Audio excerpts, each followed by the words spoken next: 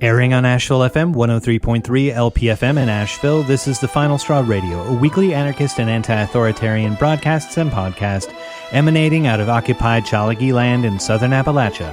We bring you voices and perspectives from projects and struggles all around the world, and you can find our archives, transcripts, ways to follow us and support us at thefinalstrawradio.noblogs.org. This week on The Final Straw, we're featuring a conversation with Tom and Miriam of the International Solidarity Movement, a Palestinian-led network of activists standing in solidarity with Palestinians on the ground in the occupied territories. For the hour, we talk about the organization, its history, what got these folks involved, the recent and tragic murder of Ayşenur Eygi in Beta in the West Bank, which Miriam witnessed, and how the conditions have changed as the war by the Israeli settler state has expanded. You can learn more about the ISM at palsolidarity.org, palsolidarity.org, or finding International Solidarity Movement on social media. I'm Tom, he, him. I'm part of the International Solidarity Movement. I'm an anarchist from the UK, from Bristol.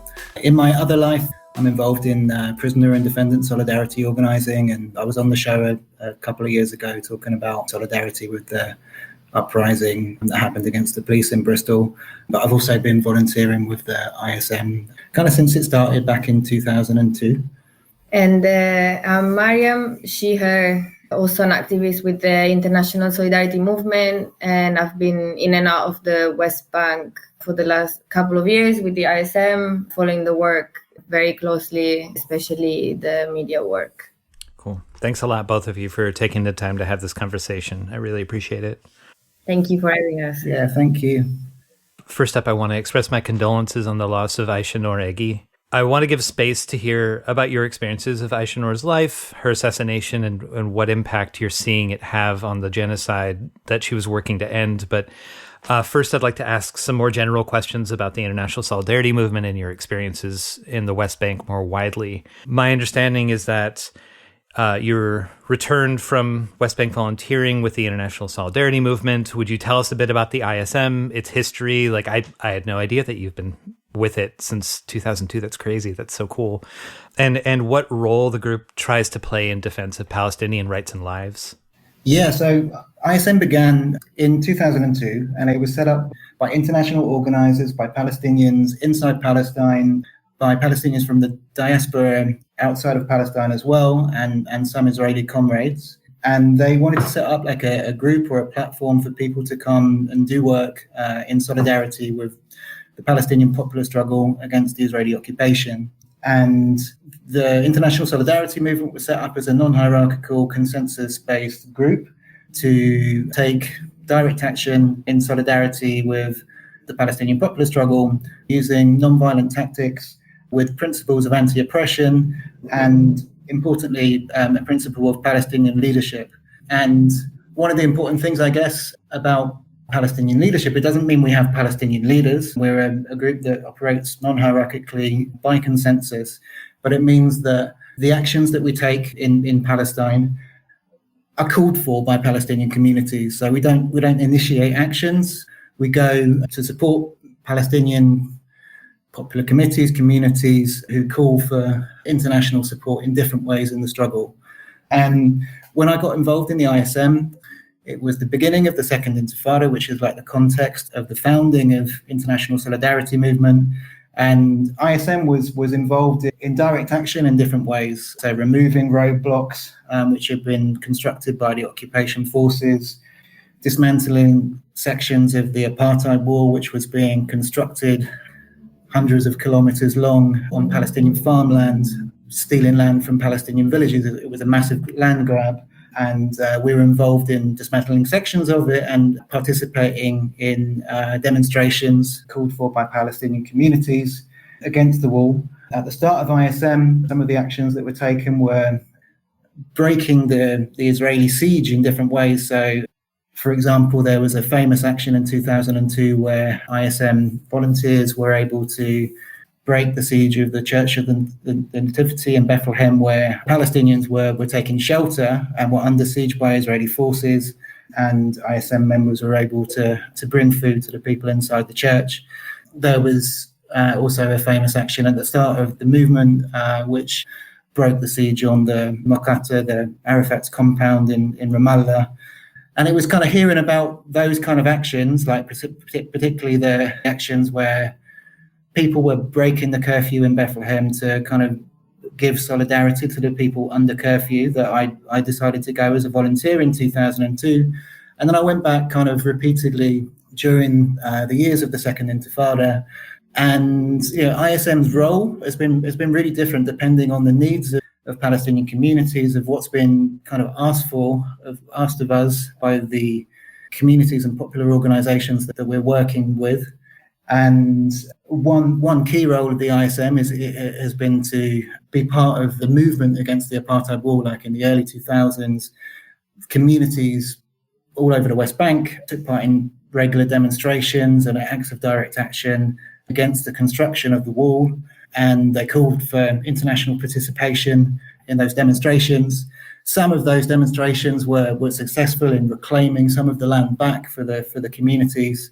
There were many, many martyrs from those communities of people who were killed during those demonstrations in the early 2000s. And ISM played a part in many of those communities over the years. We also took part in protective presence against settler violence in the city of Hebron, for example, or Al-Khalil. And we had a presence in Gaza up until 2013. It hasn't been possible for us to access Gaza since then.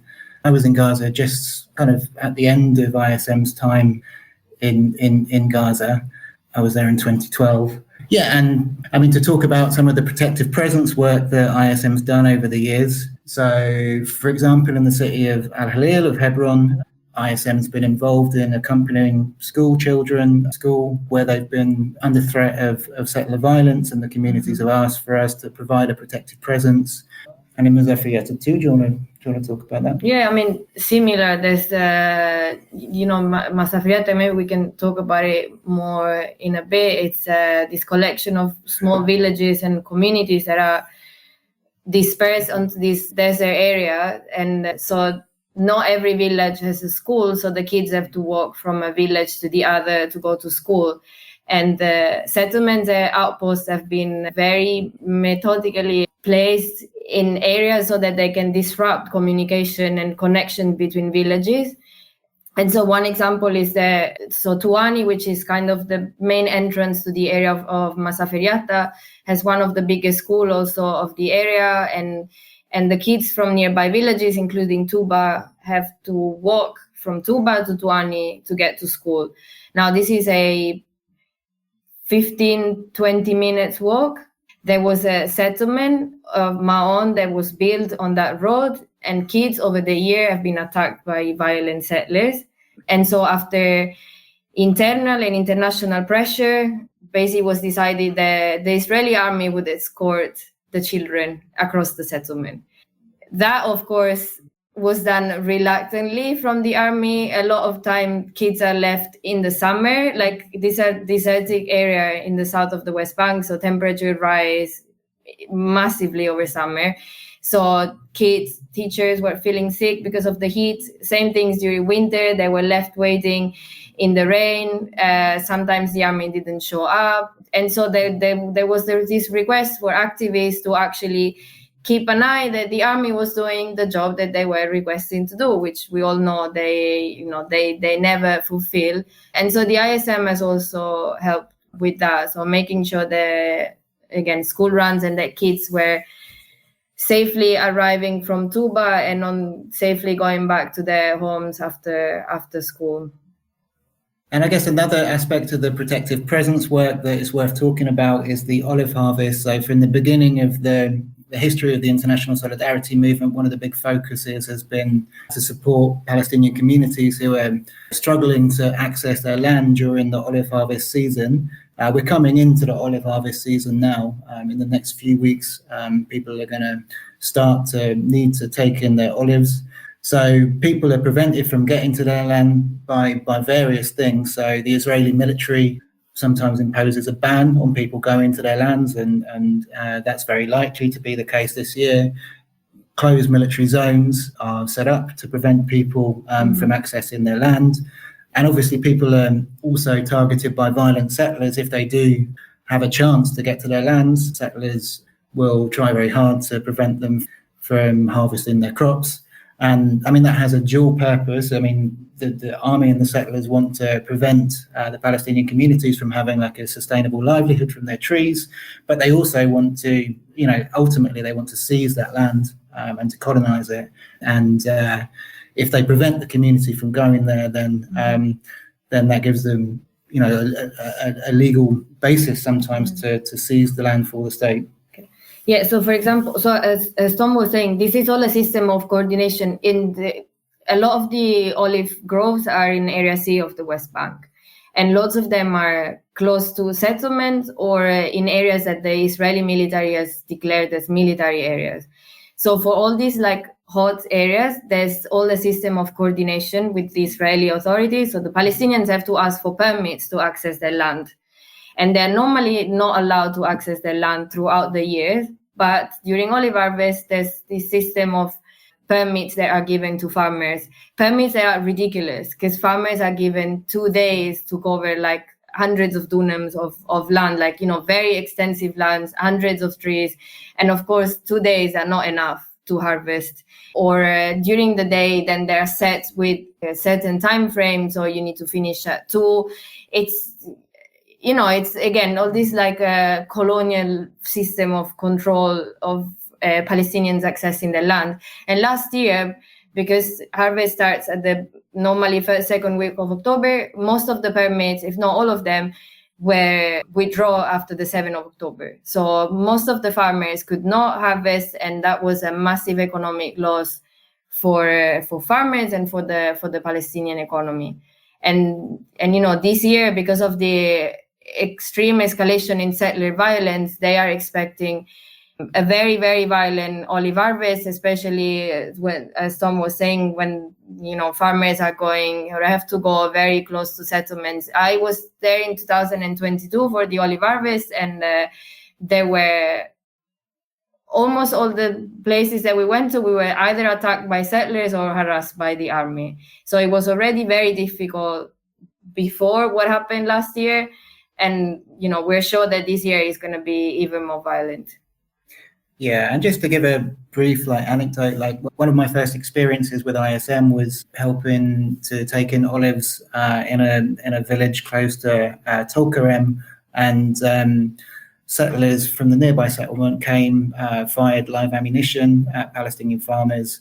But the olive harvest, the collective taking in of olives is it's a massive act of solidarity by Palestinian communities, and an act of steadfastness of not allowing the colonizer to stop people from accessing their land.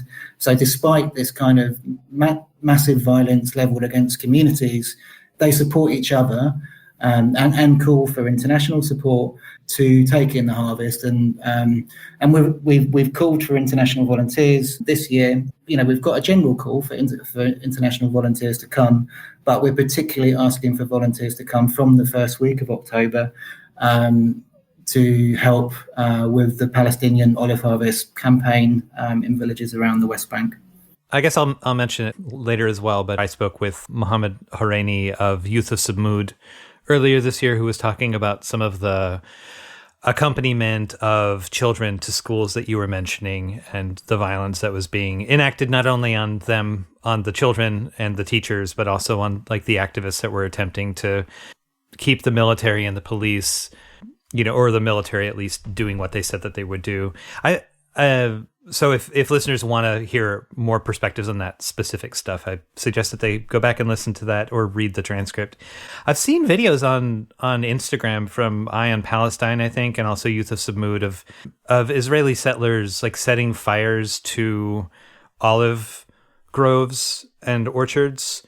Most listeners are going to be familiar with this, but can you just talk about the impunity of settlers in land grabs and the collaboration of police and military in those acts of seizing multi-generational groves that families and communities have planted and taken care of for so many years? Yeah, it's on several aspects. It's not only the olives, but the olive trees are a part of it. So I remember that, for example, during the olive harvest that I participated into, lots of time we're going to fields and trees were cut down, they were destroyed. This summer in Masaferiata there was a pogrom in one of the villages in Khaltadabe, where an international activist, not with the ISM, with another organization, was also attacked and beaten by settlers. And in that instance as well, they were setting fires to trees, to the land, to cars. They tried to set fire to houses.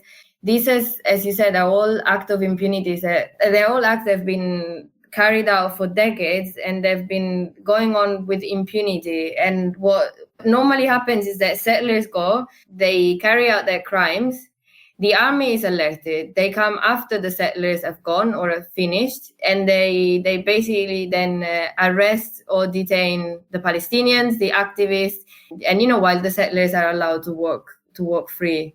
And in addition to olive trees, I think olive trees are symbolically important for the Palestinian struggle and a symbol of the land. And the olive harvest is, one of the times that agriculture is particularly targeted. But all year round, all types of agriculture is targeted. Like shepherding, right? For instance. Yeah, water pipes, like in the Jordan Valley, I've witnessed, and in Masaferiata, settlers go and they cut the water pipes. And, Palestinians don't have access to their own water resources because they are prevented by the Israeli regime, and they need to buy water. They very often get water in these tanks, but there is some very basic water network because, again, they cannot build in Area C. So it's impossible to build a water network to properly distribute water among different areas. And settlers repeatedly go and cut and destroy the few pipes that Palestinians use for their family and also for agricultural use. So this is something that we've seen this summer, and it's something that's commonly done, again, without any consequence whatsoever for the settlers. And another thing that's done is the killing of animals on a quite large scale, of Palestinian animals, a very large scale. What you have at the moment is a tactic of pastoral colonialism by settlers, where settlers establish small outposts on Palestinian land with a large herd of goats, for example, that they graze those goats on the Palestinian land, with the intention of stopping the Palestinian community from being able to take their goats out to graze. And that's a really big issue for Palestinian communities right now, because the settlers are able to dominate the land because they're able to carry weapons and use them with impunity, with the protection of the army and the police. And Palestinians, as a result of this kind of pastoral colonialism, are only able, in some cases, to take their flocks a few hundred meters away from their houses, and are having to buy animal feed, for example, which is a massive economic pressure on the communities.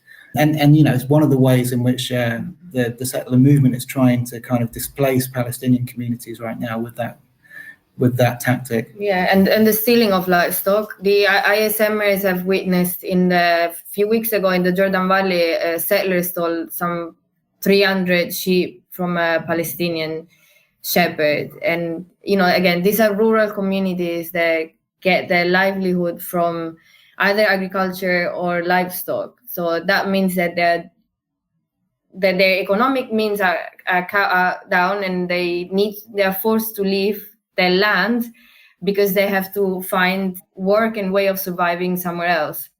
So this is one of the tactics of forcible displacement that the Israeli state is applying and imposing on Palestinian communities. You've used the phrases areas A, B, and C a couple times in the Green Line. Can you talk a little bit about what those mean in the context of the occupied West Bank? So the Green Line is the 1948 armistice line of the kind of the height of the advance of the Zionist forces in 1948, and that's the line which was crossed in 1967 when the Israeli forces occupied the West Bank and Gaza, and also the Sinai and the Golan Heights. And ever since, that's been boundary between the West Bank and the territories occupied in 1948 by Israel, and it hasn't been respected. It's been constantly encroached upon by the Israeli state, who are intent on colonizing the West Bank and Gaza. And yeah, so areas A, B, and C. So go back to the Oslo Agreement of the 1990s, and during the Oslo Agreement, which were like in inverted commas, like a peace agreement. That's the way that they're perceived, right? But in fact, it was a colonial plan, really, by the Israeli state to set up a new system of control in the West Bank. So at the Oslo Accords, there was a new system of control established, which was supposed to be an interim agreement that would be in place in the interim before a Palestinian state was established. And 30 years later, obviously, the Palestinian state has not been established, but this system of control still exists. And Area A is the de facto Palestinian-controlled areas, and it's essentially the Palestinian cities and the areas close to the Palestinian cities.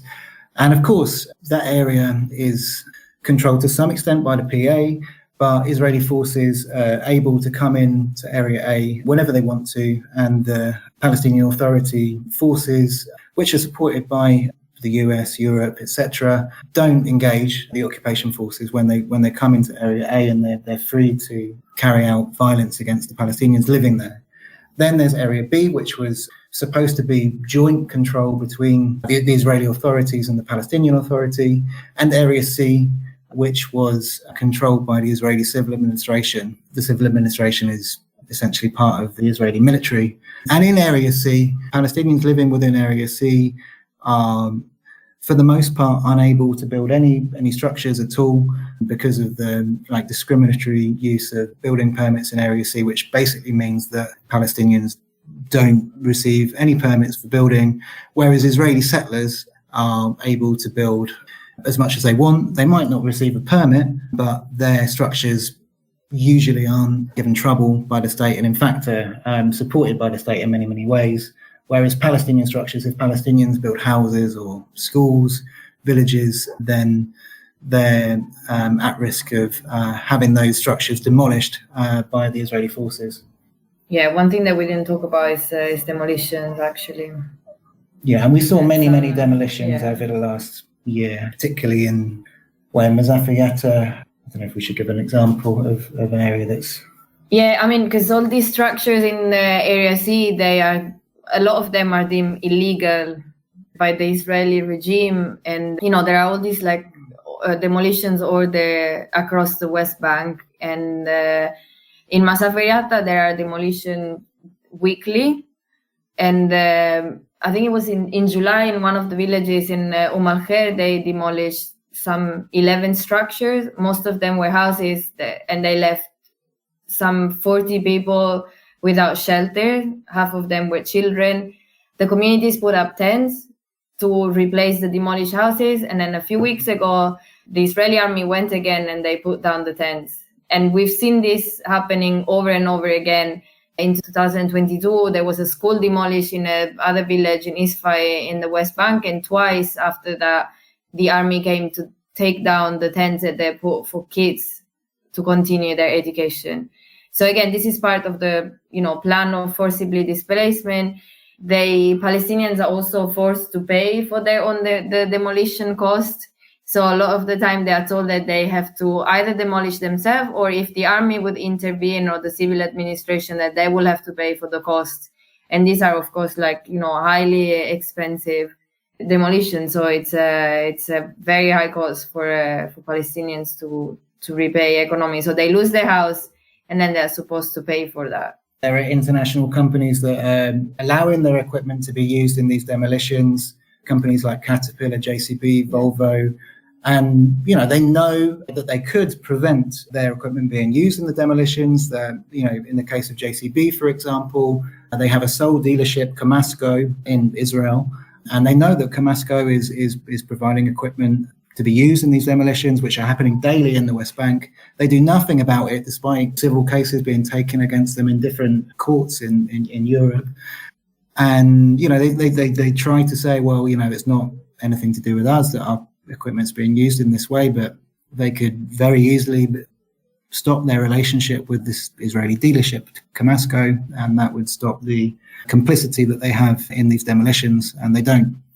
You've been talking about a lot of examples of ongoing repression of Palestinians and like ongoing solidarity actions that people have been trying to take.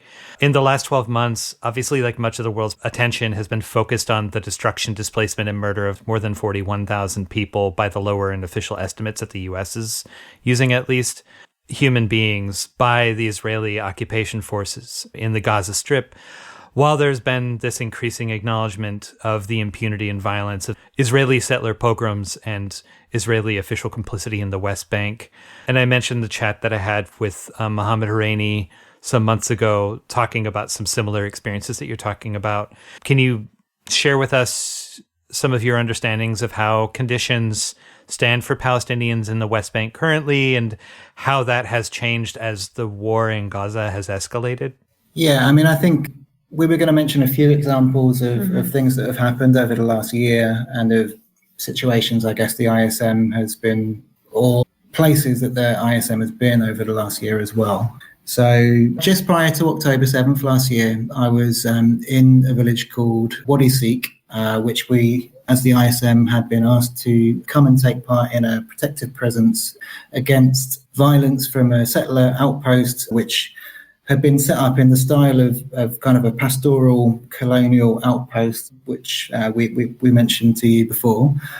So Palestinians from all over the West Bank were coming to take part in that protective presence in Wadi Seek. And that's kind of something which has repeated itself again and again in different villages. So Palestinians from different places have come to kind of give solidarity to villages which are experiencing violence and pressure from settlers. And so people would carry out a night watch every night in the village. They stay up all night. They walk around with torches, flashlights, trying to kind of have at least an early warning if an attack was to come from the nearby outpost.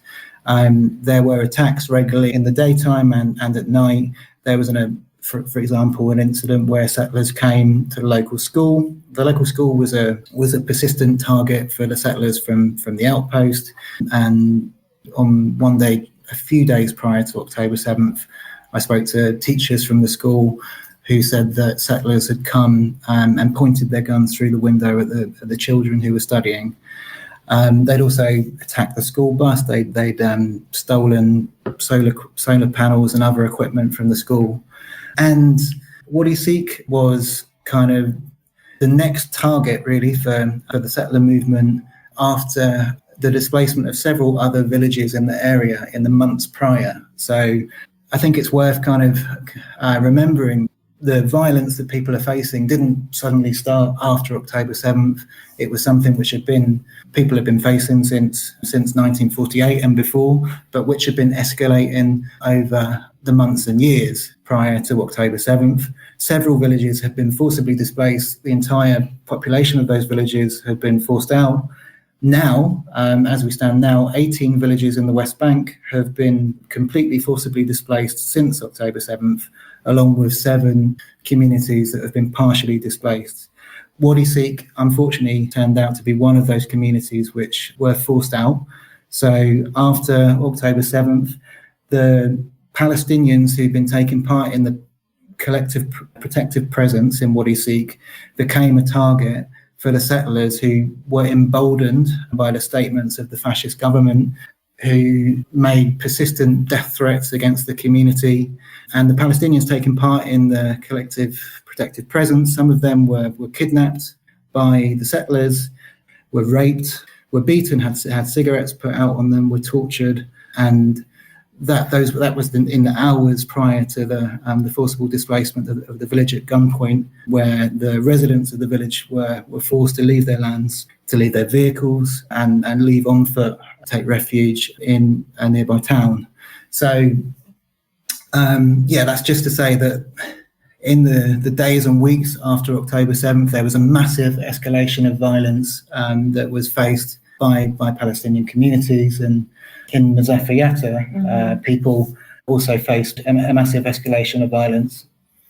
Yeah, I mean, as Tom was saying, because now everyone is talking about settlers and settler violence as if this is a new thing. No, this has been a plan that the Israeli colonial regime has had since its formation in 1967, but the situation has escalated and massively since October. So in Masaferiat, I mean, both me and Tom have been there for a while before October, and the situation now is just insane. We've been running emergency after emergencies in the villages around Masaferiata because there's settler harassing, settler invading Palestinian lands, army coming over and arrest. And it's worth to underline that a lot of these violent settlers have been drafted into the army since October. They've been armed by Ben Gvir. They already were, but they've been heavily armed and they've been drafted into the army. So they now go around harassing people under the same powers of the army. The Palestinians know them. We know them. We sadly get to know them as well. And they just go around acting with impunity.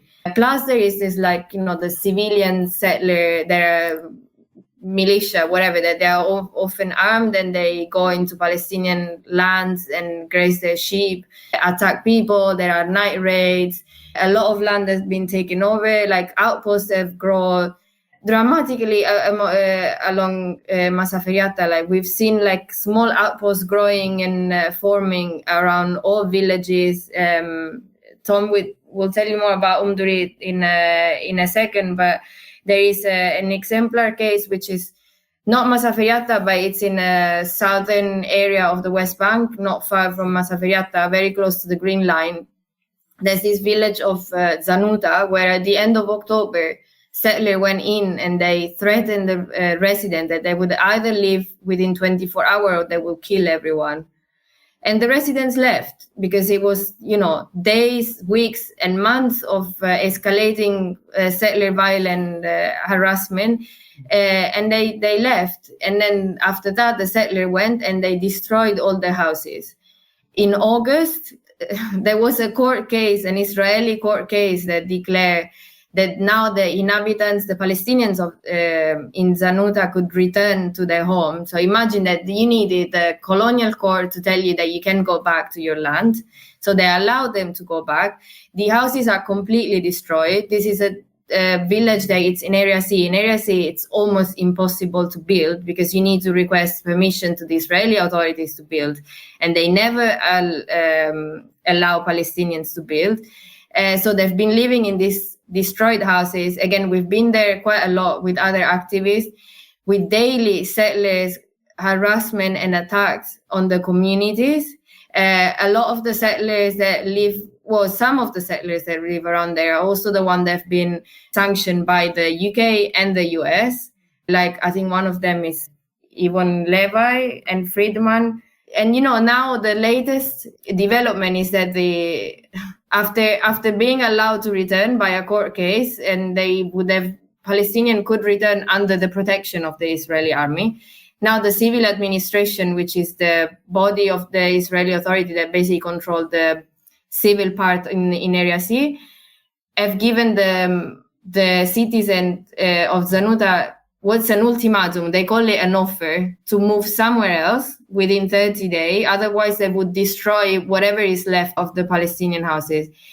This is just ridiculous. It's a way for them to pretend that and to show the international community that they're giving Palestinians option. This is not really an option because the area where the Palestinians have been asked to move to, it's number one, is very close to Area B. So that would just continue the plan of ghettoization of Palestinians living in Area A and B, because this is the final plan of the Israeli regime, is to push Palestinians into this island that are now Area A/B, so that they can fully control them and so expel them completely from Area C.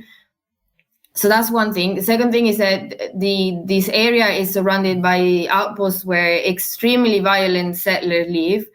So, that put the cities and the residents at certain escalating attacks by settlers.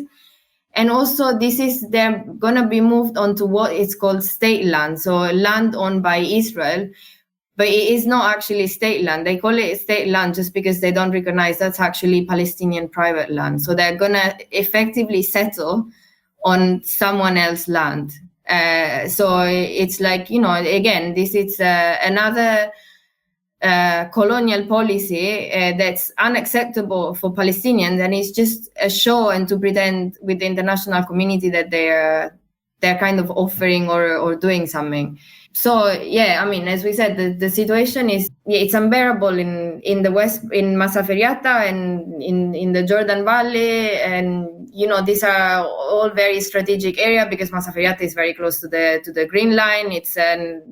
It's been declared a military area since the 80s, and the Israeli army and the Israeli government have been trying to take over the area for decades. These are all like areas in boundaries that the Israeli colonial project is trying to take over, plus all the areas, that are inside the West Bank.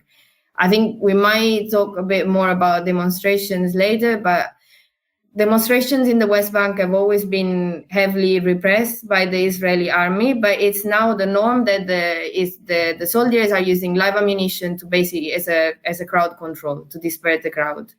Before, maybe it was more tear gas and sound bomb and rubber bullets, which have killed people, by the way.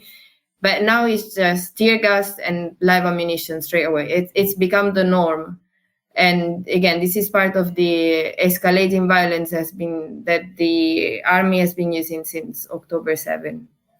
Yeah, and I just wanted to throw in an anecdote about, who the people are who've been. So we're talking about how the settlers have been armed increasingly since October 7th and drafted into the reserve army. And I just wanted to mention one individual, which is Jonathan Gabai, who lives in the settlement of Ma'on in Mazafiyata. He's the security coordinator for that settlement. If you check him out on social media, you can find lots of videos that he's made about his life in Ma'on. He is one of the people who has been given policing powers by the Israeli state. He's a civilian, but he can put on a uniform. He can drive around doing patrols, detaining Palestinians and demanding people's IDs, etc., carrying weapons. And he is a recent colonist who came from Texas in the past few years and came to Ma'on, and now is spending his days, as a violent militia member, harassing the Palestinian community. So this is the kind of fascism which is developing. I think I just find is like Rav Jonathan Gabai has a kosher meat company. Is that probably? Yeah. He's got a dairy. Well, he's in the dairy business in Ma'on, and you can check out videos that he's made for Israeli TV where he's talking about how the area of Mazafiyata has been overrun by Arabs. This is Palestinian land. It's a Palestinian area. He's come from Texas and he's going on TV talking about the area being overrun by Arabs. I mean, sorry to use that kind of language on the show, but that kind of racist colonial language. But it is the norm to hear that kind of thing, by settlers, by the army, and in the Israeli media day to day. Yeah. I'm sure he says much worse things. We won't repeat right now. What Miriam was describing in terms of the shifting, claiming Israeli state land and shifting communities into those spaces and making them under military occupation. It's just so reminiscent to me of the reservation system in the US or the reserve system in Canada, or the Bantustan idea, projects in South Africa, settler colonialism. It's so insane just how it just borrows from itself in these different contexts. So at the end of August of this year, the Israeli military began incursions into the northern West Bank cities of Jenin, Tulkarm, Nablus, and Tubas, an operation which they've dubbed summer camps, quote unquote. while Palestinians have dubbed it horror of the camps. And it's involved hundreds of Israeli soldiers, and it's the largest of its type of operation since the Second Intifada in 2002 that this area has seen as a military operation, as I've read at least. While this operation may have ended under that name, there's this ongoing intimidation and displacement that hasn't abated. I wonder if you could talk a bit about those military incursions, what they look like for the civilian population, what the arguments were for, how they justified, and sort of if any of this is still going at that same rate, or if that was like a spike in military activity among other spikes.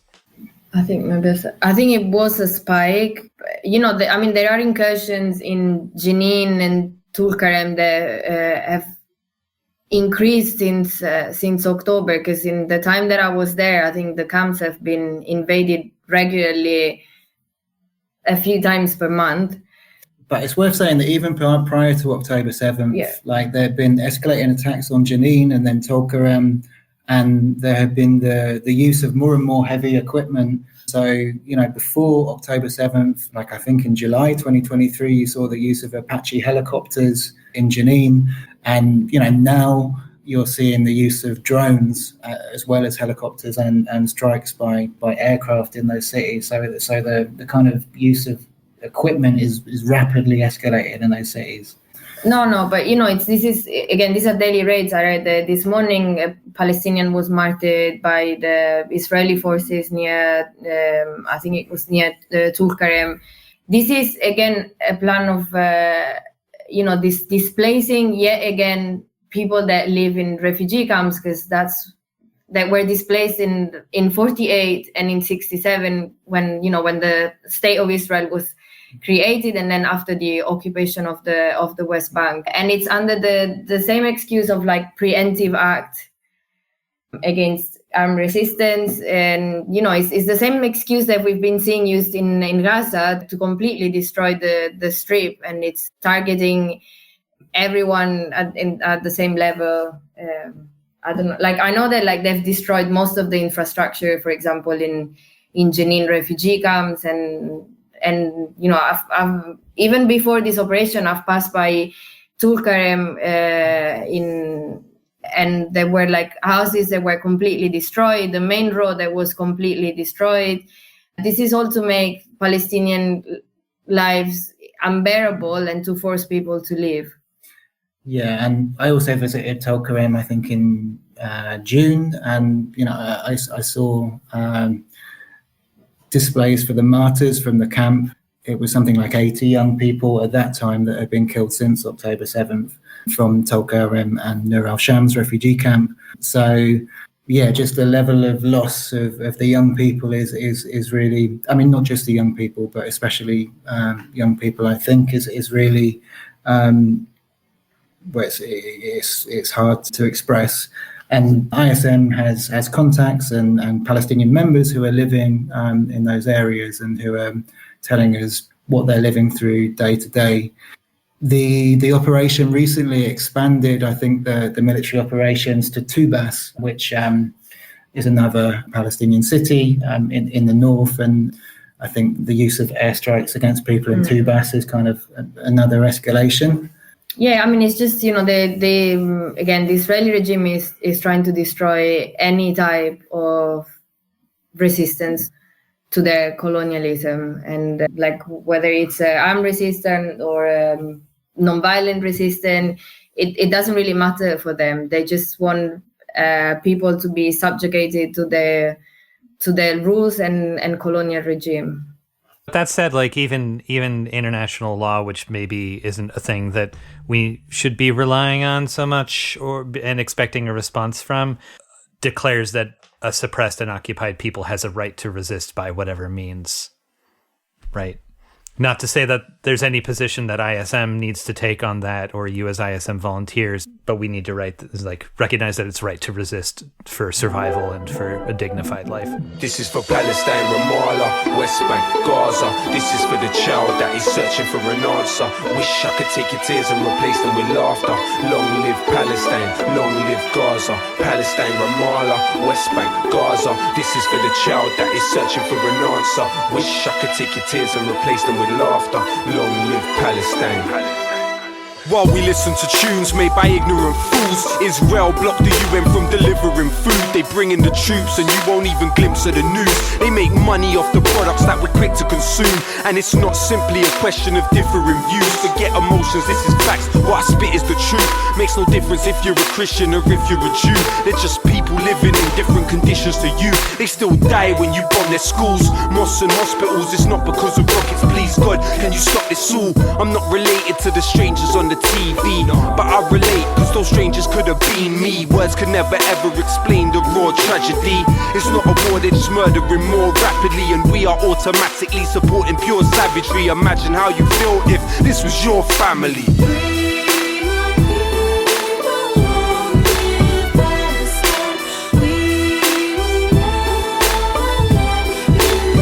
Sing it with me now. Free, free Palestine. Free, free Palestine. Free, free Palestine. Free, free Palestine. Free, free Palestine. Free, free Palestine. Free, free Palestine. Free, free Palestine. Palestine remains in my heart forever. We stand for peace, times of war. We shan't surrender. Remember, it didn't start in this dark December. Every coin is a bullet if you're Marks and Spencer. And when you're sipping Coca-Cola, that's another pistol in the holster of them soulless soldiers. You say you know about the Zionist lobby, but you put money in their pocket when you're buying their coffee. Talking about revolution sitting in Starbucks. The fact is, that's the type of thinking I can't trust, let alone even start to respect. Before you talk, learn the meaning of that scarf on your neck. Forget Nestle.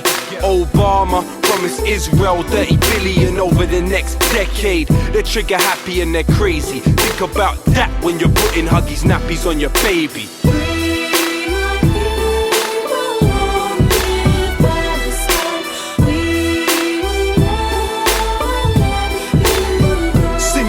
Now. Free, free Palestine. Free, free Palestine. Free, free Palestine. Free, free Palestine. Free, free Palestine. Free, free Palestine. Free, free Palestine. Free, free Palestine. This is not just a war over stolen land. Why do you think little boys are throwing stones at tanks? And we'll never really know how many people are dead. They drop bombs on innocent girls while they sleep in their bed. Don't get offended by facts, just try and listen. Nothing is more anti-Semitic than Zionism. So please don't bring bad vibes when you speak to me. There's plenty of rabbis that agree with me. It's your choice what you do with this message, don't get it confused. I view this from a human perspective. How many more resolutions have to be violated? How many more children have to be annihilated? Israel is a terror state, they're terrorists that terrorize. I testify my television, televise them telling lies. This is not a war, it is systematic genocide. But whatever they try, Palestine will never die.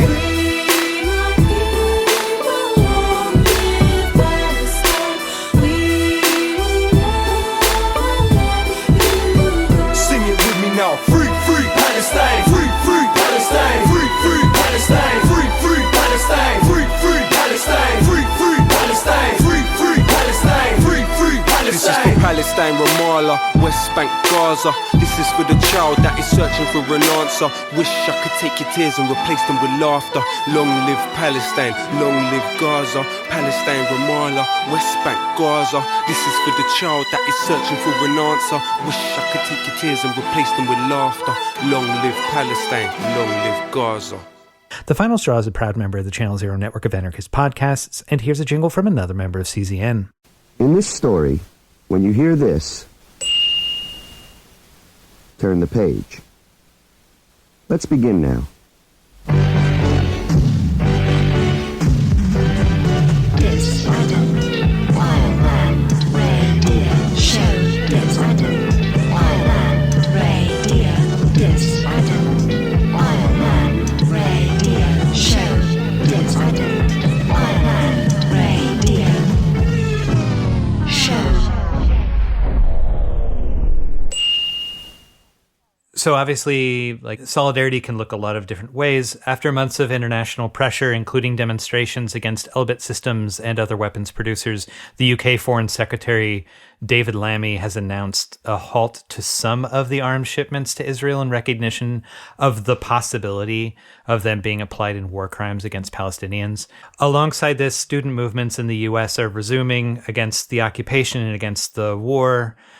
People across the UK and other territories of states that are complicit in the arming and training of the Israeli forces are continuing to disrupt investors, ocean traffic, and otherwise sabotage the war profiteers. There have also been a few self-immolations inside the US in despair of the war, public ones that have meant to shift policy and to affect the wider population.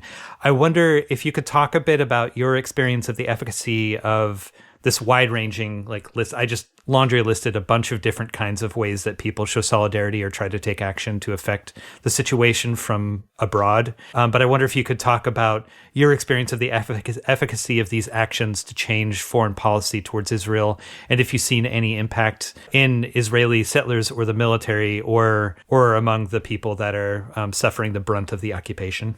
Yeah, I mean, first of all, I think it's really important to say that, ISM is not saying that the only way that you can be effectively in solidarity with the people of Palestine is from the ground. So I remember the first training I did with ISM, the Palestinian trainers saying to me that 70% of the work that you might do in solidarity with Palestine is outside.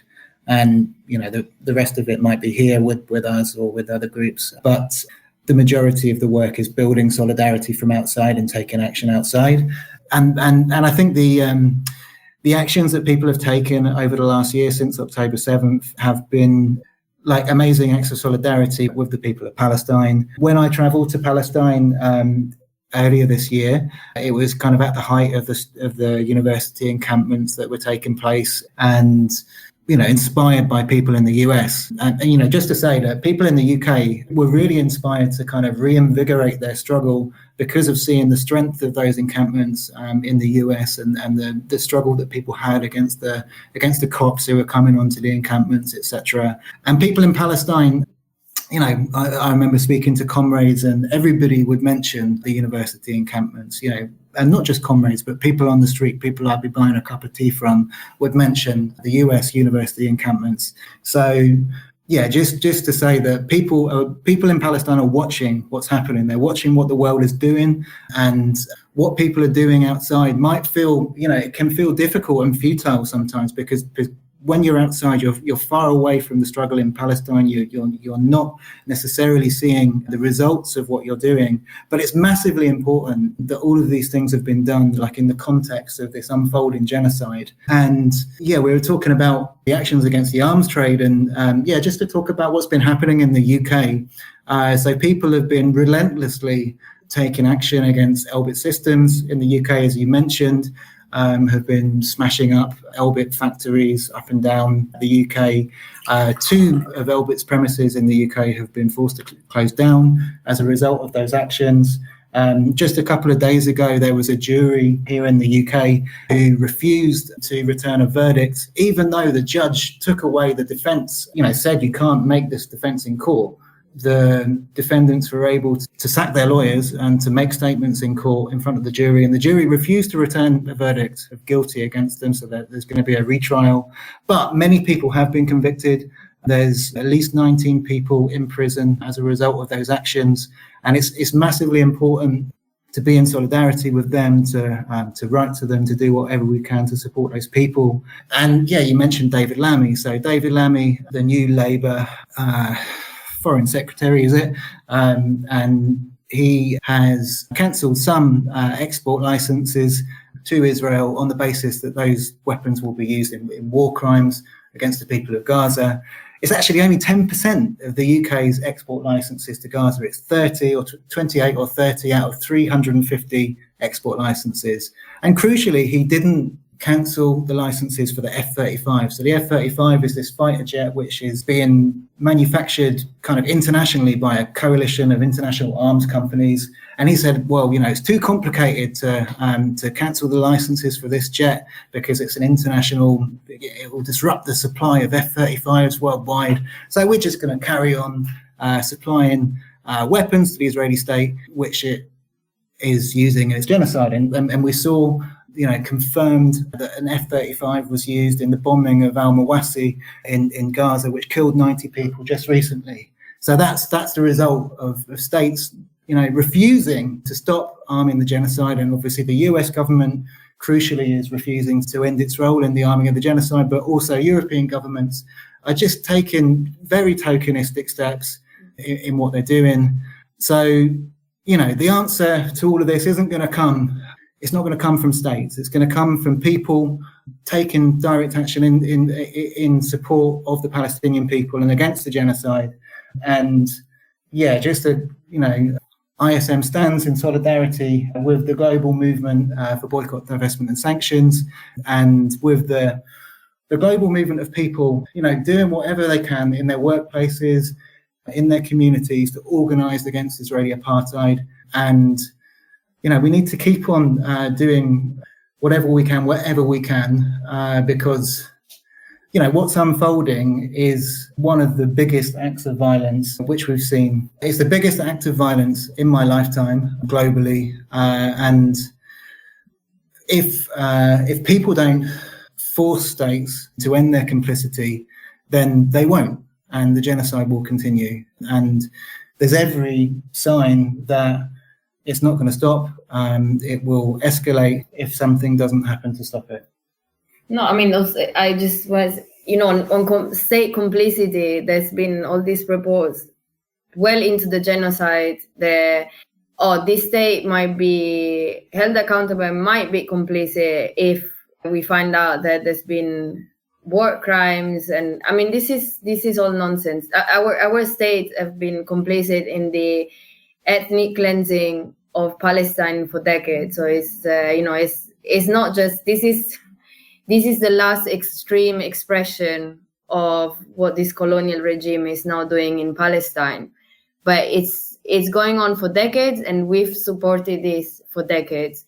So I think, as Tom was saying, this is just like small gesture to show the international community that yes, states care, and yes, we're doing something, but it's nowhere near enough, and it's for now and for what has been happening since 1948 to the Palestinian people. And you were asking about whether we can see any difference on the ground with the steps being taken by states. And I mean, I think that the sanctions being placed on settlers by the US and the UK and other states do have the potential of making settlers think twice before they carry out acts of violence, because they want to, go on their holidays to Europe or other places. They don't want to have travel restrictions, etc. Or have dual citizenship in the U.S. and be going back and forth and not have to face sanctions when they return to the U.S. Because a lot of settlers are like American citizens also, right? Sorry to cut you off, but...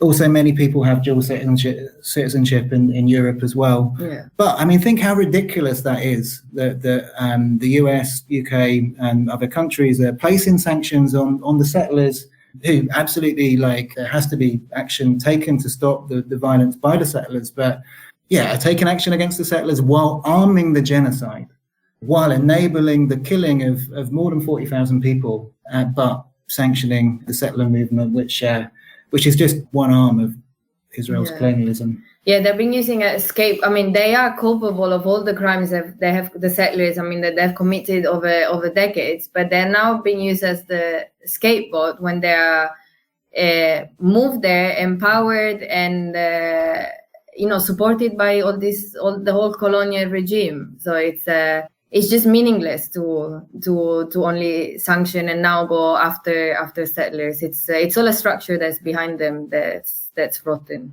So I guess getting back to the activities of ISM, I'd be curious to hear what you want to share about why, like Tom, you mentioned that you've been involved in it since 2002 and during the Second Intifada, but I wonder if you wouldn't mind sharing some of the reasons that you got involved in the project or in the movement, and also started building these relationships, right? Because it's not just about like you go off and you do an activism. It's you're building relationships, you're investing yourself and your energy and strengthening ties despite these borders with communities, with the land base, with individuals who are there. So yeah, I guess prior to the Second Intifada, I had a friend who had connections to the region, and that kind of led me to educate myself about what was going on and feel a connection to what was happening. And when the Second Intifada started, I became involved in a Palestine solidarity group that was involved in the boycott movement, like the fledgling boycott movement, because, you know, the BDS movement started in 2005, but there have been calls for boycott for decades before that. And I went to an info night about ISM, about what ISM was doing in Bethlehem, about people going out, taking direct action to break the curfews and bring people food and medicine during the curfew. And we organised a delegation from my group to join ISM, because it seemed like a way, number one, to directly take part in supporting Palestinian popular resistance on the ground, but also like to deepen relationships with Palestinian communities, which seemed really important for the solidarity work we were doing in the UK. I mean, I think that the going as a volunteer with ISM was really integral to the development of different solidarity projects that I was later involved in the UK. You know, having friends, comrades in the West Bank and Gaza and in Palestine generally really helped to direct our organising in the UK, and to feel that we could struggle jointly against the occupation with Palestinian communities, and also, of course, struggling with Palestinians in the diaspora in the UK as well, because there are many Palestinians living in the UK who can't go to Palestine and who are struggling all the time against the occupation and for a free Palestine. I mean, I think that's why I kept on going back, was to keep on deepening relationships with Palestinians, to have that connection with Palestine kind of informing the organising that we did in the UK. And I became quite heavily involved in the BDS movement in the years after 2005, and I think having that connection with Palestinians inside Palestine really helped to inform some of the campaigns and actions that we took. Yeah, for me, I think I come from a bit of a less activism background than Tom, but I followed campaigns in the UK in support of the Palestinian struggle for many years. And then at some point, I just decided that I wanted to go. And so this was a few years back, and I read more about the ISM. And I remember that I particularly liked the fact of, the Palestinian-led and the consensus-based. There's lots of NGOs and other organizations that works on the ground that have got their own agenda, and there's all this kind of still white colonialism on how things should be done on the ground. So I went to one of the trainings, and then I didn't get to go because COVID happened. So I joined afterwards, and it's been a big learning curve for me. And yeah, I've been involved with the movement since I went. As you said, this is not an isolated experience that you just go and then come back and forget about. I think the relationship that you build on the ground and what you experience, especially for me coming from a white privileged background, it's very impactful. And I'm very grateful that I joined the movement and I got involved with this activism and activities, and it's something that I'm definitely determined to carry on. Yeah, and you mentioned learning from experiences in Palestine, and I think that's really, it's an important thing about internationalism, right? As internationalists, we can learn from each other's struggles, and I think from the Palestinian struggle, I learned, and a lot of people learned experientially about people's solidarity with each other, about how in the worst possible situations people support each other.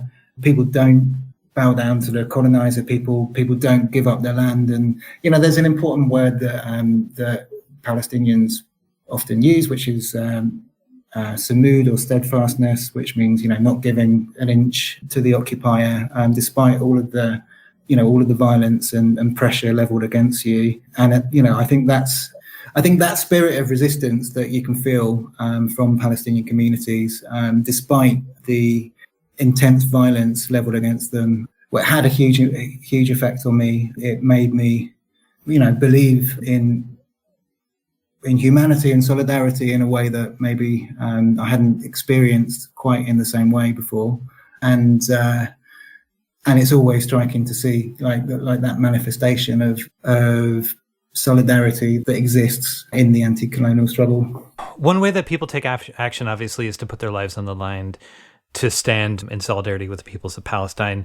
The world recently lost your fellow ISM activist, Ayşenur Eygi, stolen by a sniper's bullet after a demonstration in Beta in the West Bank. I wonder if you could talk about her life and her martyrdom. I didn't meet Ayşenur, but Ayşenur came to volunteer with ISM in the West Bank. And before that, she was at the University of Washington. She was involved in the university encampment there. And she, became deeper and deeper involved in organizing in support of the Palestinian struggle. Sadly, ISM only had a few days to get to know her once she arrived in Palestine. Yeah, so as Tom was saying, I met Ayşenur only 2 days before she was killed, because she joined the training on the ground that we do for new volunteers. And the Friday demonstration that she joined was her very first action on the ground in Palestine, and it was the first action that we did together. So, it was a bit of chit-chatting with the Palestinians and before the demonstration started. Yeah, and we told this story many times to a lot of journalists, as it was right to do, because we want the truth to be out there. We know that the truth has been spinned, and we want justice for Ayşenur. But it is, of course, difficult to talk about what happened that day. But, so that day we traveled to Beta, which is in the south of Nablus, as I've done many other Fridays, because the ISM has joined this demonstration. Well, in the past, and this year, since July, the residents of Beta are struggling and resisting against what's now the settlement of Eviatar, which was built on Palestinian land over a decade ago. There's been probably among one of the biggest demonstrations in the West Bank, throughout the years, and there've been thousands of people injured. In the last, I think since 2021, there've been 17 Palestinians martyred on those mountains during the demonstration. A lot of them were children. And I think at the end of June, Eviatar was one of the 5 settlements that the Israeli government legalized, between brackets. So it became, from an outpost, it became a settlement. And so since July, these demonstrations have restarted in Beta.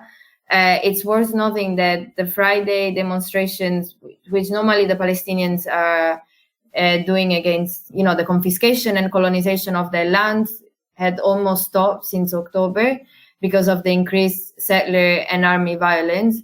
And, Beta and another place in the West Bank have been among the few villages that have recently restarted with the Friday demonstration.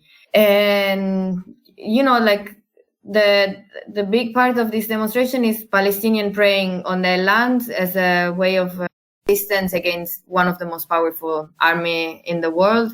They are very often prevented from praying. So other Fridays that we went to, I've seen the army throwing tear gas and stun grenades towards people that were just setting down the carpets to pray. There's, again, excessive use of force. And yeah, Saturday it started as, I guess, Friday started as other Fridays. So the Palestinians did manage to pray on this garden, on a hill in front of the settlement of Eviatar. And then, so this was noon prayers. After prayers, we left.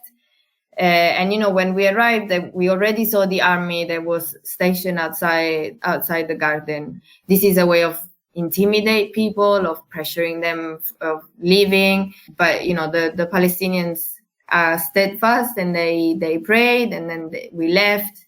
And again, there was army in the street. And there were some confrontations with the Palestinians, and the army used immediately a lot of tear gas. That was to, send people away. And then soon after, they started using live ammunition. And people retreated because, as I said, there's been lots of people that have been killed on those hills, and we retreated as well. And when Ayşenur was killed, I was standing with other people a bit farther up, and we were close to a road. We had the army in front of us. There were some soldiers that were on the street, on the hill, and then there was also a soldier placed on the rooftop of a Palestinian home.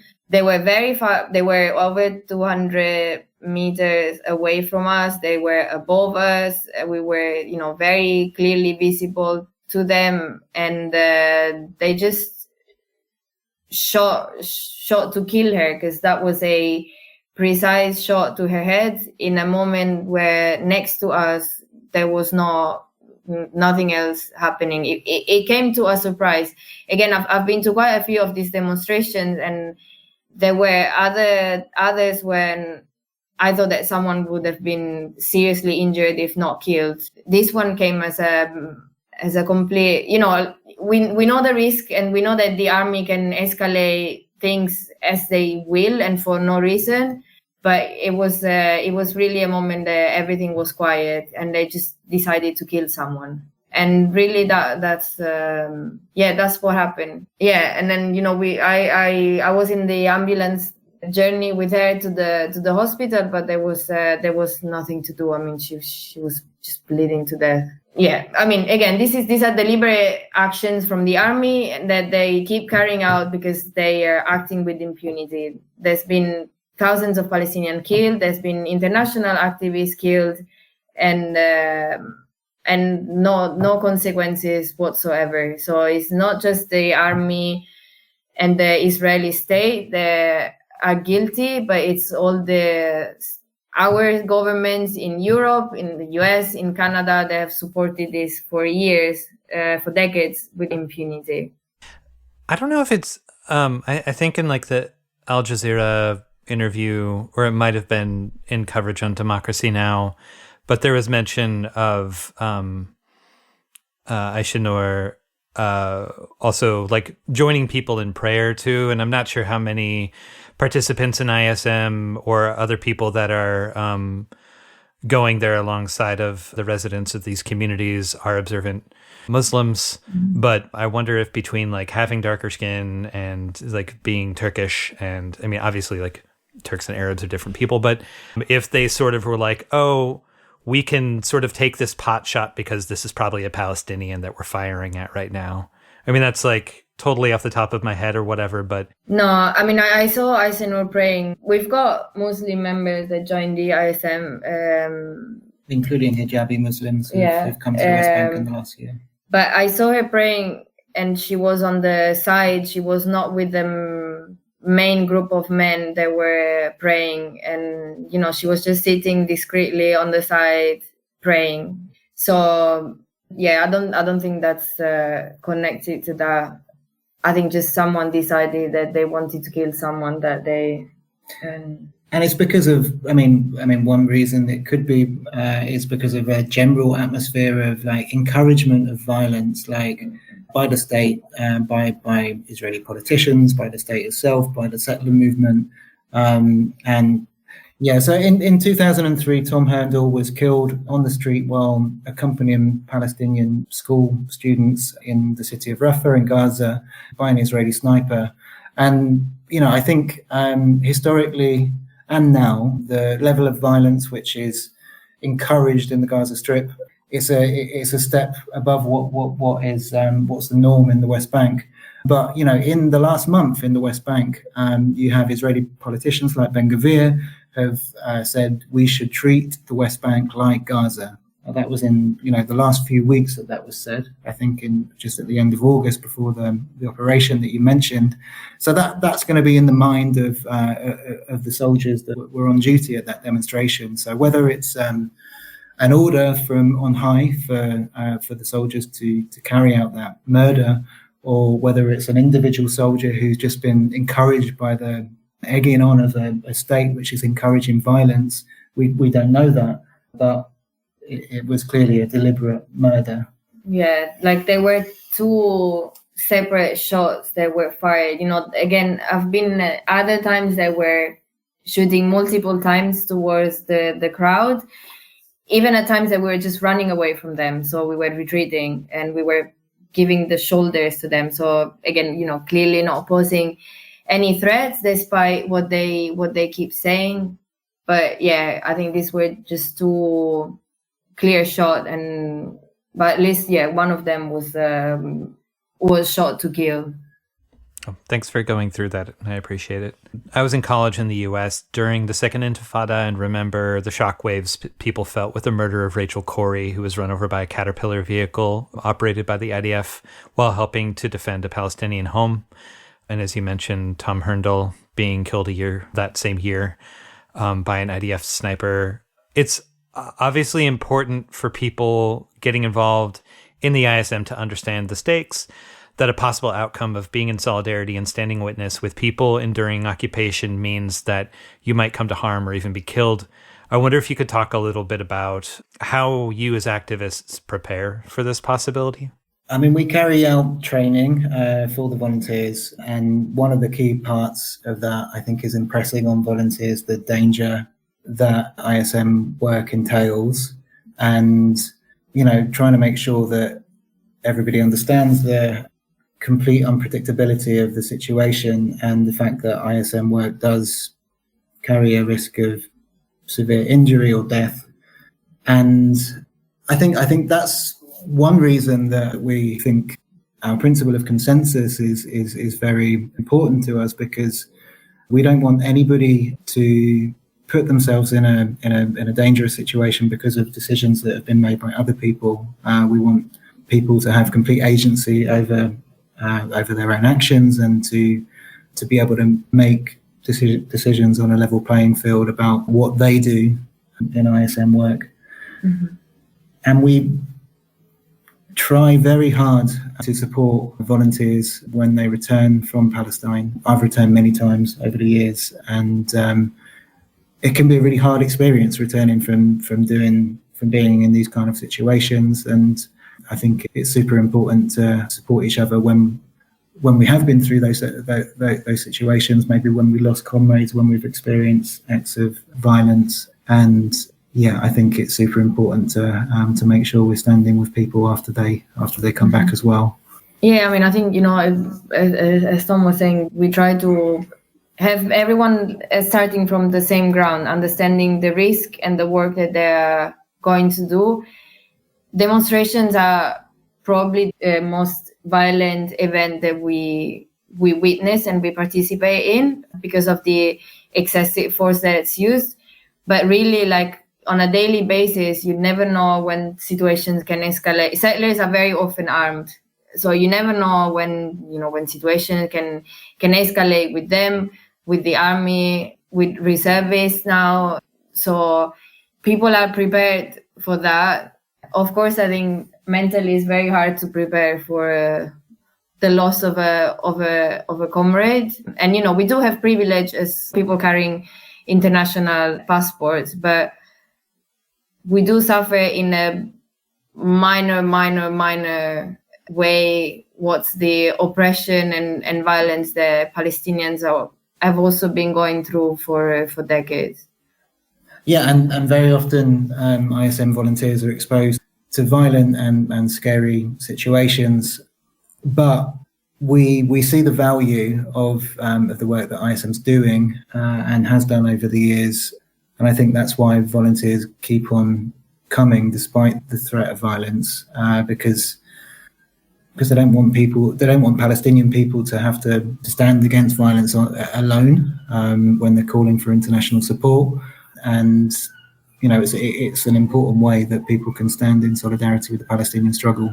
So, like, talking about privilege and the ability to come and the ability to like leave in a lot of cases, and while putting yourselves on the line to be there in solidarity, there's a privilege that's been displayed, I think, in the international media's coverage of the murder of Ayşenur.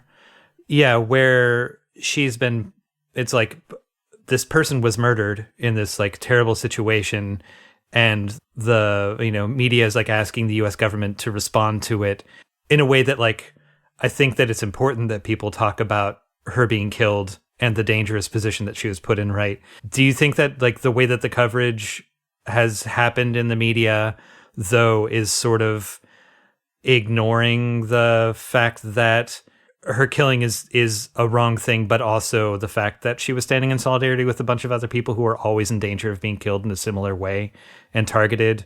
Like, has the coverage of her murder or martyrdom been making an exception of her? Like, this is the thing that should not have happened, but the situation is normal otherwise? Or has media like been covering that okay?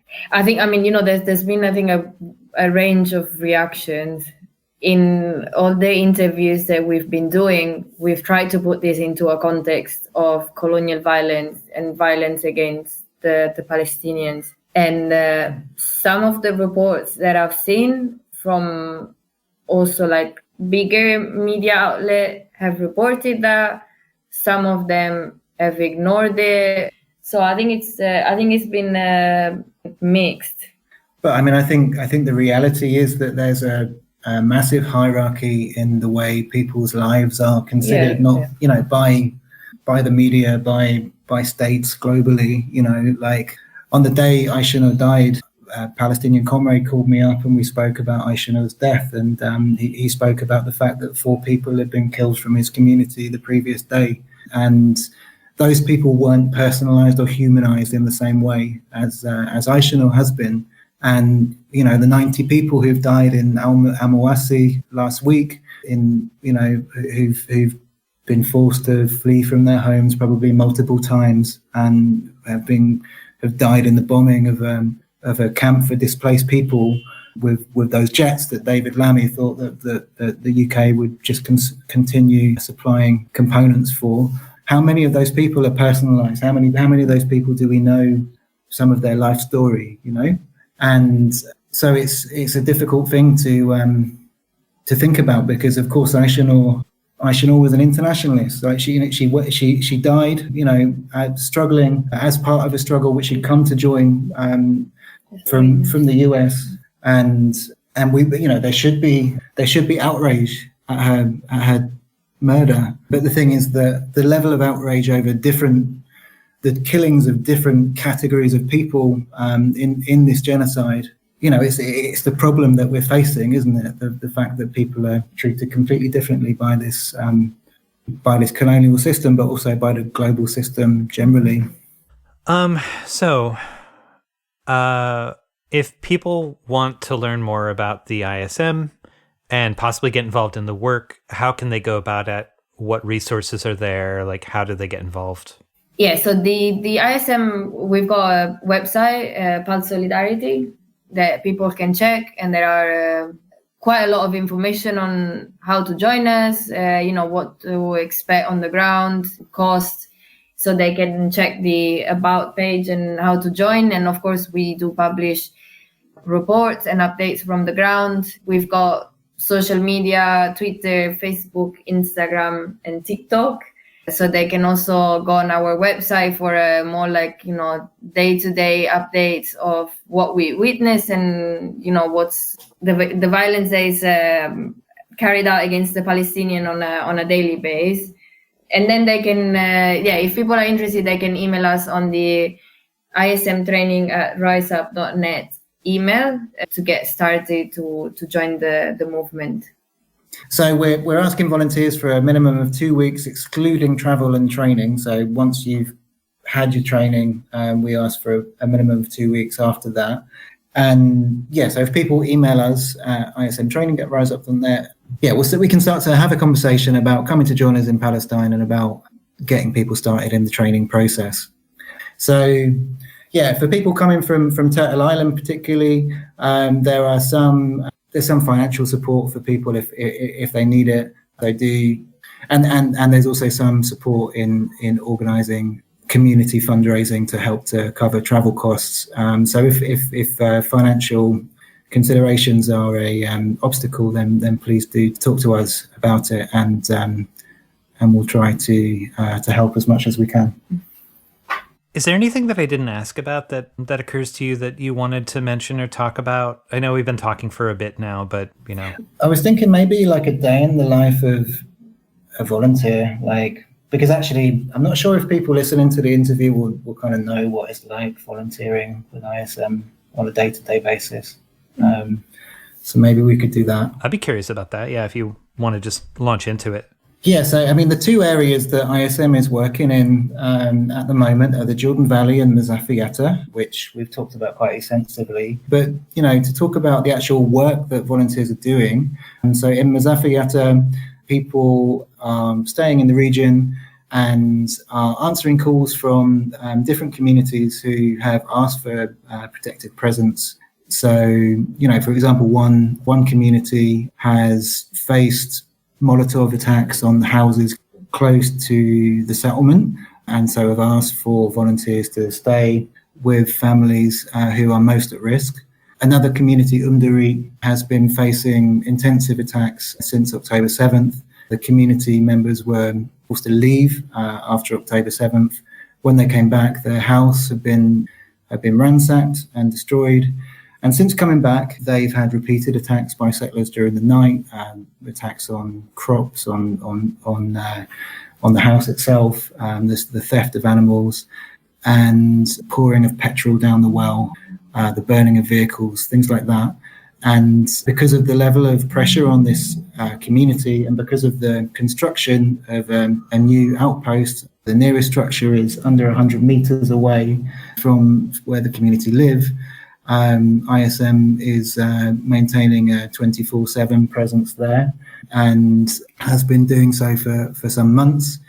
We're also responding to many requests from shepherds in the area to accompany them when they go out shepherding. As we heard, Palestinians have been kind of forced off their land in many, many different ways since October 7th. And the act of going onto the land and taking the animals onto the land is an act of steadfast resistance against the occupation, and people who do go out shepherding are regularly attacked by settlers and face different types of violence by armed settlers, and we try to accompany people as much as we can, and we work with a range of different international and Israeli comrades to do that. So along with accompanying shepherds, we are providing protective presence with families and communities who've requested it and who are under threat of settler violence. And we're doing a similar thing in the Jordan Valley. I don't know if you'd like to talk about that, Mariam, what's going on in the Jordan Valley right now? There's, similarly, it's accompanying, although maybe less so now, but shepherds out in the land. But now it's really staying with communities. Some of them have been forced out and are trying to return to their land. And just being present with communities overnight. They are under the threat of attack by settlers or raid by the army. And I think that's mainly what we're doing. Yeah, I mean, also we've been in a community called Ras Al Orja, working with different groups also there. That particular community is coming under attack by two new settler outposts that have been established recently, one of them in the last months. And, they're an example of a community who are not able to access their land in a way that they're able to before because of the threat of settler violence. There's also a Palestinian spring next to the community, which the two settler outposts are trying to harass Palestinians from being able to access. So settlers are coming in the night and cutting water pipes. They're also harassing Palestinians who are taking water from the spring. They're harassing Palestinian kind of day trippers who are swimming in the spring. It's a place that people go to have fun. They take their kids there to swim. And settlers are trying to prevent Palestinians from being able to access that place by having a presence of armed settlers at the spring and by harassing, assaulting Palestinians who try to access it. So again, we try to have a presence in that area. And I guess with all of these situations, we hope that our presence will be a deterrent, will lead to there being less violence. It's not always the case, but sometimes it is. And, the communities are our guide really to whether we have a presence in the area. And sometimes it does make a difference having international volunteers in the area. It does change the situation, change the level of settler violence. Like we say, settlers are worried about their acts of violence being documented, being seen. They don't want to have travel restrictions. They're sometimes worried. Some of them are, yeah.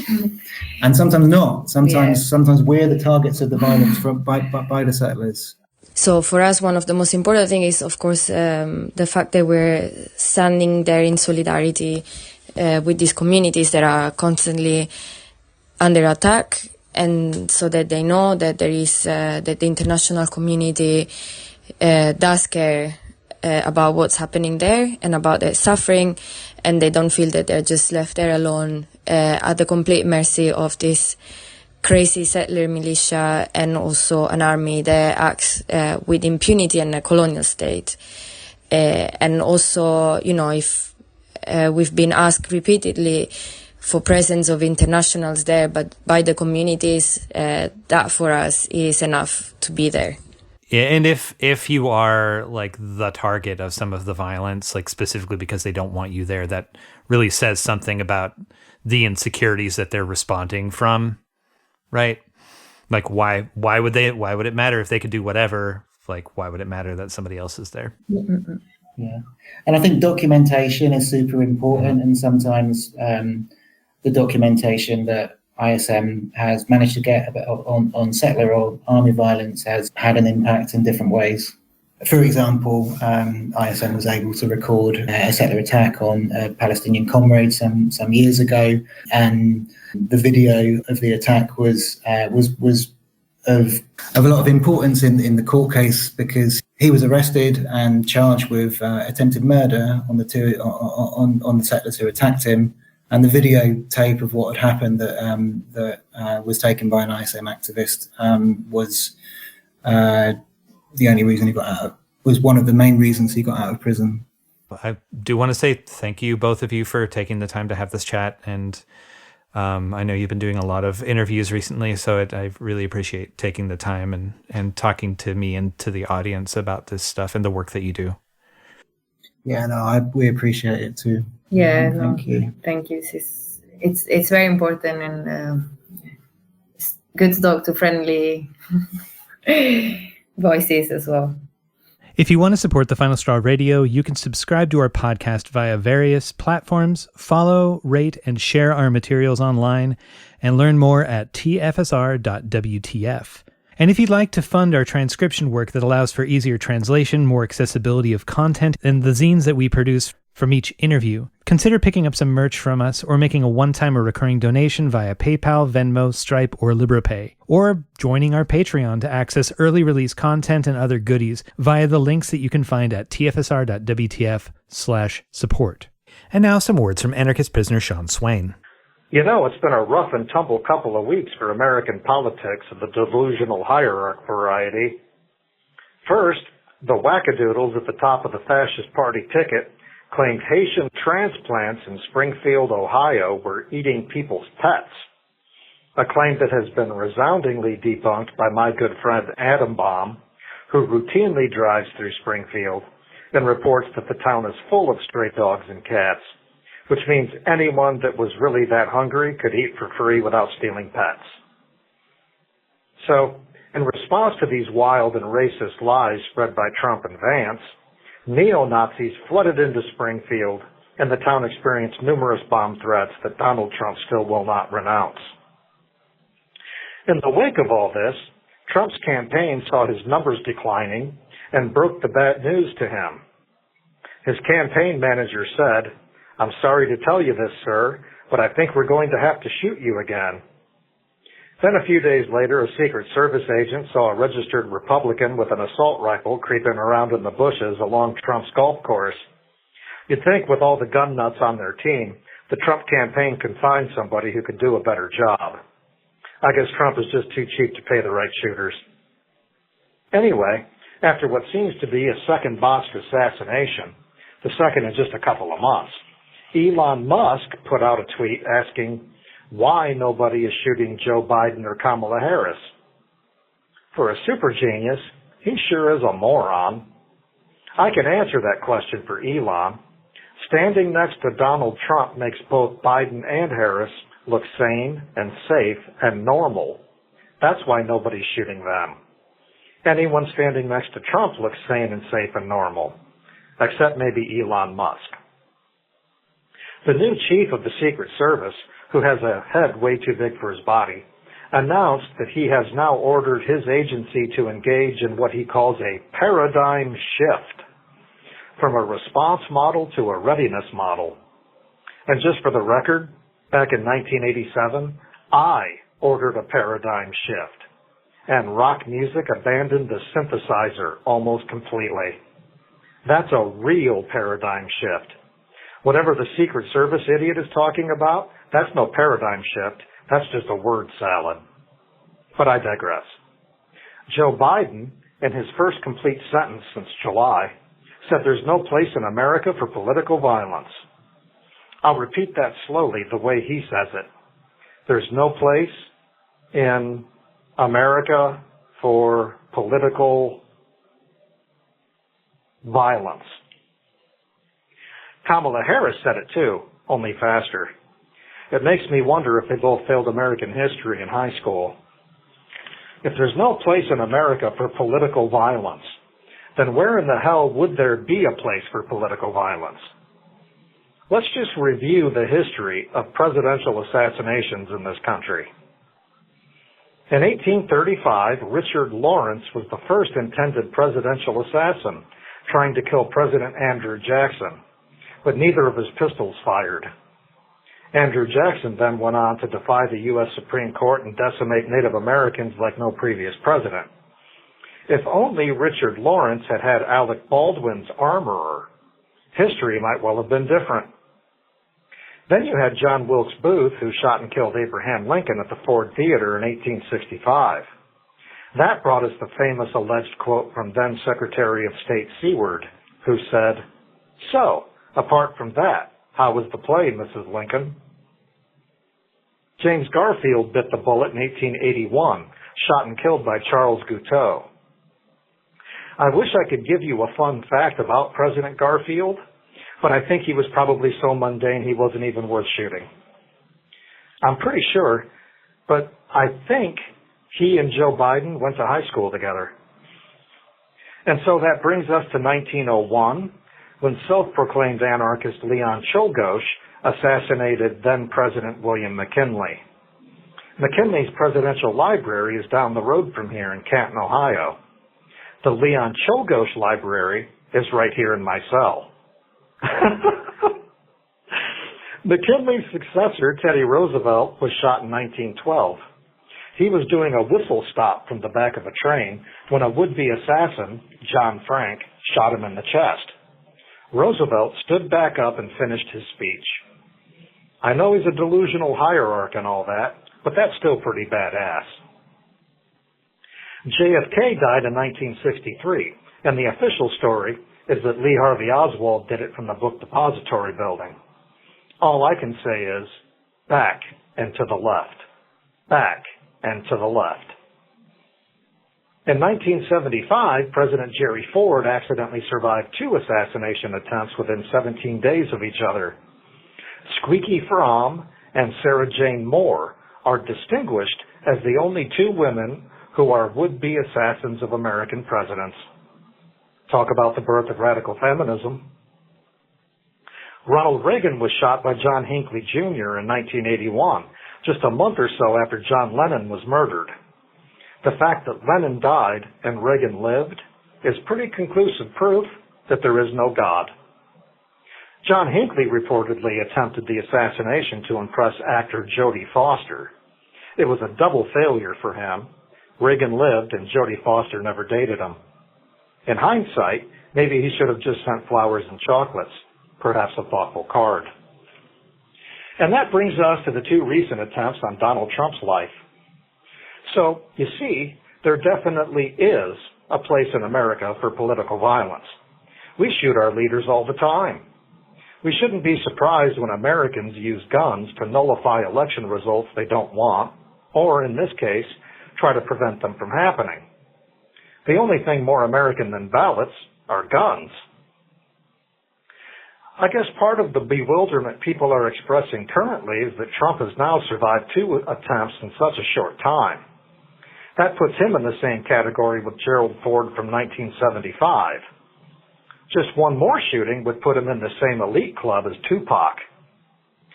I know, it's strange to compare Trump to Tupac. I get it. One of them is dignified and presidential, while the other one is orange. Also, Tupac's dead. Trump is still alive. I'm not allowed to suggest to you what that proves. This is anarchist prisoner Sean Swain from the Super Duper Uber Mega Ultra Hyper Turbo Multi Maxi Max in Youngstown, Ohio. If you have a new appreciation for history, you are the resistance.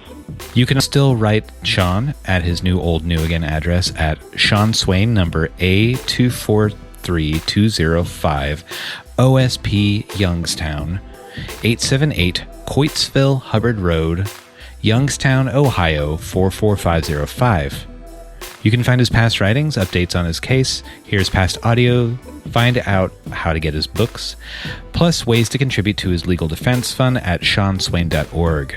This is The Final Straw Radio. The show will later be archived at thefinalstrawradio.noblogs.org, and you can email us with questions and suggestions at thefinalstrawradio@riseup.net or thefinalstrawradio@protonmail.com. If you'd like to use any episode for your project or radio show, feel free to do so. Just send us an email to let us know. If you care to, you can send us letters at TFSR, P.O. Box 6004, Asheville, North Carolina, 28816. Programming support is brought to you by Firestorm Books, located at 1022 Haywood Road in West Asheville. Firestorm is a bookstore and social movement space owned by its workers, in operation since 2008. Their event calendar and complete catalog of books can be found online at firestorm.coop.